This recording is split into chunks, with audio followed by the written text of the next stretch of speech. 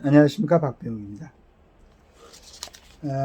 기후대응댐 14곳 건설, 속도가 함께 추진을. 정부가 기후대응을 위해 전국 14곳의 댐을 새로 짓기로 했다. 기후변화로 잦아진 극한 홍수와 가뭄에 대비해 물그릇을 키우겠다는 취지다. 댐 후보지는 한강 권역 4곳, 낙동강 권역 6곳, 금강 권역 1곳, 영산강, 섬진강 권역 3곳이다. 용도별로는 3곳이 다목적, 4곳이 용수 전용, 7곳이 홍수 조절용이다. 다목적 댐 건설은 14년 만이다. 국가주도의 치수대책은 2010년 이명박 정부의 4대강 사업이 종료되면서 중단됐다. 2018년 문재인 정부는 대규모 댐 건설 중단을 선언했고, 이후 지금까지 정부 차원의 물관리 정책은 사실상 실종 상태였다. 이상기후가 일상화돼 올해만 해도 속수무책으로 수백 년 만에 호우 피해를 입어 전국 15개 시군이 특별 재난지역으로 지정됐다. 지난 7월 물난리를 겪은 충청지역은 2012년 이명박 정부가 추진했던 상촌댐과 지천댐을 건립했더라면 지방하천으로 내려가는 물을 잡아줘 피해를 줄일 수 있었다. 지난해 인명재산 피해가 컸던 경북 애천군의 경우도 용두천댐이 건설되면 200년 만에 강우가 쏟아져도 문제가 없어진다고 한다. 극심해진 가뭄도 문제다. 재작년 남부 지역에서는 기상 관측 사상 최장인 227일간의 가뭄으로 산업용수 부족에 국가산업단지가 가동 중단될 뻔했다. 극한 가뭄에 대처할 능력을 갖춰야 한다. 나아가 반도체 단지 등 국가 전략 사업에도 물수에도 적극 대응해야 한다. 환경부는 이달부터 지역 설명회, 공청회 등을 열어 지역 주민 의견을 듣고 관계기관 협의를 시작하기로 했다. 협의를 마치면 댐별로 타당성 조사 등 후속 절차를 거친 뒤 댐 위치, 규모 등을 확정지을 방침이다. 시작해도 한 10년 이상이 걸리죠.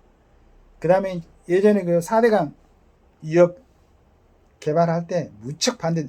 저도 뭐 이제 잠깐 얘기를 들어볼 때는 그때 이명박 대통령의 무슨 동양 사람들이 공사를 전부 맡았다 막 이런 소문들이 있어가지고 왜 그 좋은 취지로 사업을 하면서도 그걸 했었을까 막 이런 생각을 했었는데, 여하튼 4개 강 2억 갖다가 제대로 정리해 놓고 나서는 지금 뭐 얼마나 좋습니까? 근데 중간에 그댐 그 몇 개 뭐 손을 보고 헐고 막 그랬던데 영산강 쪽은 상당히 고생했죠.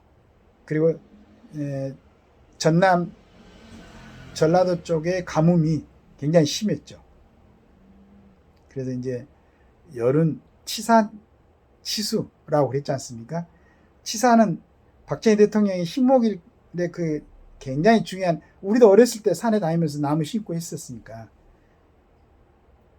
정말로 잘 해놨습니다. 그런데 이제 전번에 태양광 사업으로 중간중간에 뭐 산에 나무들을 베고 해가지고 그 비 오고 나면 산 허물어지고 하는 데가 그런 데가 많죠. 좀 길게 보고 정말로 그게 국토를 제대로 가꾸는 것인지 국민들한테 제대로 이득이 되는가를 좀 꾸준하게 생각을 하면서 해야 되는데, 태양광 시설은 15년 정도면은 완전히 폐기물이 되는 거죠. 굉장히 영향이 줍니다. 그리고 태양광을 설치해버리면은 햇빛을 못 받기 때문에 그 땅이 완전히 버려진 땅이 돼버린다고. 그리고 그걸 갖다 제대로 수집할 수 해갖고 전기를 그러니까 모아두는 곳, 그런 축전시설 같은 게 제대로 안 돼가지고 많은 게 낭비되고 있죠. 준비를 오랫동안 하고, 그리고 태양광 시설은 인구 밀집도가 전 세계적으로 거의 제일 높다고 볼 수 있는 우리나라, 뭐 싱가포르 같은 데 말고는 가장 높은, 이 좁은 땅덩어리에 사람들 많이 살고 있는데 그 땅 위에다가 태양광을 설치하면 그게 말 자체가 안 되는 거죠. 도대체 국가를 생각하고 하는 정책이든지 거기다가 탈원전을 해놓으니까 국가의 중요 앞으로 전략사업 AI 반도체 같은 것은 굉장한 물이 필요하고 전기가 필요한데 지금 절대적으로 부족하고 있죠. 좀 장기간, 그 다음에 흐름, 세계적인 흐름이 있잖아요. 전부 다 지금 뭐 예전에 제일 처음에 무슨 탈원전 했던 이탈리아입니까? 뭐 외국에서 지금 이탈리아는 뭐 석탄도 수입하고 뭣도 수입하고 한다는데, 그런 미련한 짓. 지금 프랑스는 벌써 이제 탈원전 선언했죠. 좀 잘 보고, 그러니까 이러한 지금 세계 각국에서 어떻게 지금 대응하고 있는가, 그걸 갖다가 국민들이 잘 할 수 있게끔, 그저 그냥 중요한 시간대 공영방송이라는 데가 뭐,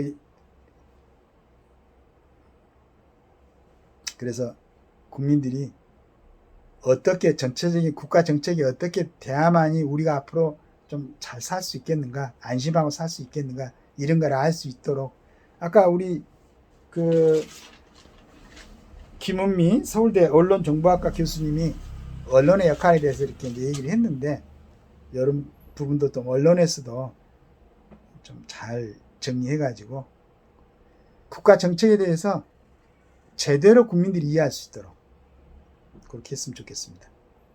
그리고 반드시 이제 치사는 아까 얘기한 대로 좀 어느 정도 정리가 됐으니까, 치수는 어떻게 지방에서 할 수가 없어요. 강 하나가 흘러가면은, 그러니까 우리 한강, 남한강, 북한의 발원지가 강원도 쪽이잖아요. 강원도에서 경기도를 거쳐서 서울로 이렇게 흘러 들어오고 그러는데, 이걸 어떻게 한 지방에서 관리를 하겠어요.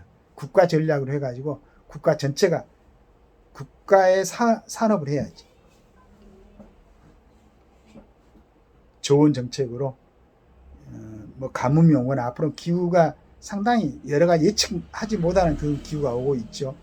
잘 적응하고 대비할 수 있도록 국민들도 좀 협조를 해주고, 그 뭐 죽으라고 좀 반대하지 말고, 전체적으로 국민들한테 도움이 된다 그러면 좀 양보할 건 하고, 무작정 한다는 건 아니잖아요. 다 타당성 검토를 해가지고 적정한데 여기가 참 맞는 지역이다, 그냥 이제 좀 국가에서도 그분들을 위해서는 적정한 보상도 하고 해가지고 그 빨리빨리 할 수 있도록, 대만이나 미국 같은 데서 그 지원하는 거 보면은 참 부럽기도 합니다.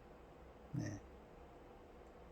그러려면 정치인들이 국민들한테 좀 신임을 얻을 수 있어야 되고, 정치인들이 신임할 수 있어야 되고, 자기 표만 의식하고 자기 당만 의식하는 그런 정치인들 모습으로 보이니까 국민들이 얼른 설득당하지 않고 이해하지 않는 거죠. 기후대응 때문에 열내고 좀 빨리, 그렇다고 뭐 조잡하게 할 게 아니고 해가지고 국민들이 좀 편안하게 생활할 수 있는 대한민국 땅을, 국토를 만들기 바라겠습니다. 감사합니다.